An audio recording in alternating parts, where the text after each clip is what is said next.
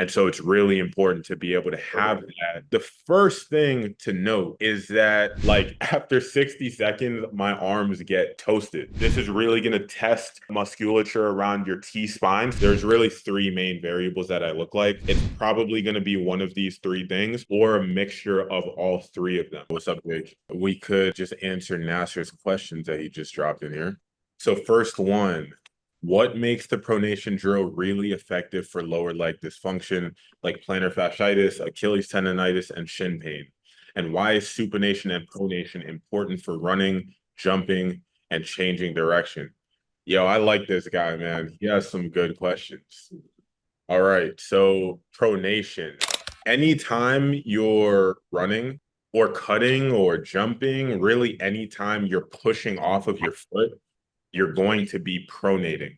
So pronation, so imagine my hand is a foot.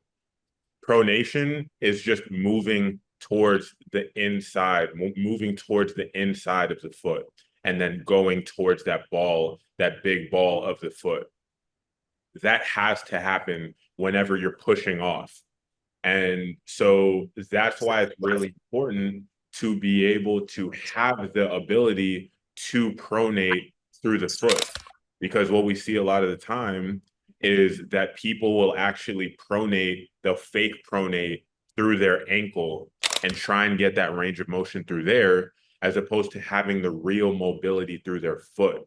So if you look at the foot, basically, you have the ability to rotate at the middle of your foot. A lot of people don't know this. They think the foot is just one big, like, glued lever, but it actually has the ability to rotate through the middle. And so when you pronate, this is kind of what happens in the foot. Imagine just my hand is a foot, right? When you pull that big toe, that big ball of the foot towards the ground, everything kind of flattens out and opens up. And that's exactly what we're training in that foot pronation drill. And so it's really important to be able to have that, because if you don't have the ability to do that, again, the other joints up the chain of your body, lower legs, ankles, knees even, can oftentimes take that load. So hopefully that's helpful for Nasser's first question. His second question, going to cover that real quick too. I've seen a lot of content this week from you and your YouTube. I've been practicing the whole body tensioning, like dorsiflexing the foot on pull-ups, putting pressure in my core, putting intention and tension in my feet and hands, and it's been really effective for me. Is that something you do for every workout and lift, max tension in these areas, or do you use those techniques sparingly? Just curious, since I have a habit of overdoing things sometimes. Yeah, again, another really good question. I sometimes have a habit of overdoing things as well. And I think that having that max tension, being able to squeeze everything and get everything online, serves the purpose of just getting in touch with areas of your body that maybe aren't so alive. So you don't need to do this all the time, especially when you get into athletic movements. You definitely don't want to be squeezing. You don't want to be tensioning things so hard. You actually want to relax. And so if that's the yin and yang that we have here in the training, where maybe, yeah, we're squeezing a little bit harder, we're getting things online, versus athletic movement where we're more relaxed, we're more springy, we're more fluid and elastic. But when we bring the two together, it basically allows us to fill the gaps and make for a more holistic training program. All right. Well, welcome everybody. Today is shoulder day. So we're going to go over shoulder, upper body dynamics, how that is connected to the core. So we're going to be building on everything that we did in the last couple of days. So notice how we started at the feet, we came up to the hips, into the core, and now the only thing left is our upper body. So now we're going to learn how to connect the whole entire chain in some of the things that we're going to practice today. So the first thing to note is that, imagine you have this torso here. This is their lat coming into the arms. Same thing on this side, little bit of lat action, and we got their arms. All right. So great segue into the first exercise. Let's close this whiteboard. So this is what we're going to do, guys. As I started to kind of talk about, just going to literally sit in a chair, whatever you're sitting in right now. You're going to stand up, well, sit up straight. You're going to have your arms up here in front of you like this. So 90-degree angles at the elbow, 90 at the shoulders. And you're literally just going to focus on what we were just talking about. So you're going to push from the inside out towards your sides, towards your chest, towards your upper back, all the way around. Make sure the arms are straight up and down, forearms straight up and down. Again, 90 degrees. So not here, not here. They're right in front of your face, 90 degrees. And you're literally just going to focus on having a nice straight spine and pushing out in the same way, like, again, like, you know how weightlifters will push their belly out? You want to do the same thing, except up top in your chest. If you don't get it right away, that's okay. Just start practicing and start bringing your awareness to these different areas, 360 degrees around your torso. And you're going to start to feel things, and it's going to start to come online a little bit more. So we're going to practice that for the next 2 minutes. Cool. All right. So next thing, we're going to do something a little bit more involved. So we're going to stand, and we're going to, if any of you have dumbbells, this is going to be the time to bring those out. But if you don't, then it's okay. You could do this body weight and it would be fine. But basically, we just want to be able to hold. And so Kakura, you know this. Anybody else who's worked with me in the past is going to know this. But we're basically going to do what I call a farmer's hold. And so you're just going to sit here. You may have done these like farmer's carries where you walk, but I like to do these. I like to just hold on to, nothing crazy like 10, 15, maybe 20 pounds. You could even go heavier eventually, but you're just going to hold them in place. And you're going to practice what we were just doing. So you're going to have a nice long spine, and you're just going to focus on the entirety of your core this time, pushing out from the inside, but also remember tightening from the outside in. So I'm not just going to push my belly out like this. I'm going to tighten from the outside, from the outward superficial muscles. And then you're not going to see this. I'm pushing out against these tightened muscles. So the same thing you want to do in the upper body as well. You're literally just pushing out against these structures, against the rib cage, 360 degrees around. And what you'll find is that you just enter this beast mode posture basically, and you just get taller and taller, and your chest gets big and expands. And the whole idea, again, you want to make the canister of pressure nice and consistent throughout your whole torso. So again, we're going to hold that for 2 minutes. This time, I will want you guys to breathe. So we're going to take deep inhales, deep exhales. That's going to give you a little bit of feedback for what we're doing.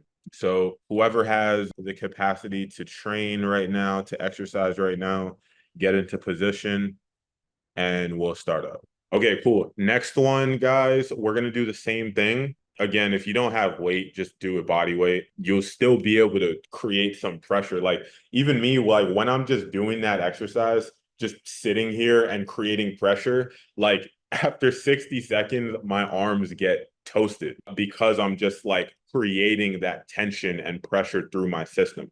So it's okay if you don't have weights, but if you do have weights, then we're going to do something similar to what we were doing first, except now we're going to be standing up. We're going to hold the dumbbells in our hands. Again, 90 degrees elbows, 90 degrees shoulders, and we're just going to hold that weight.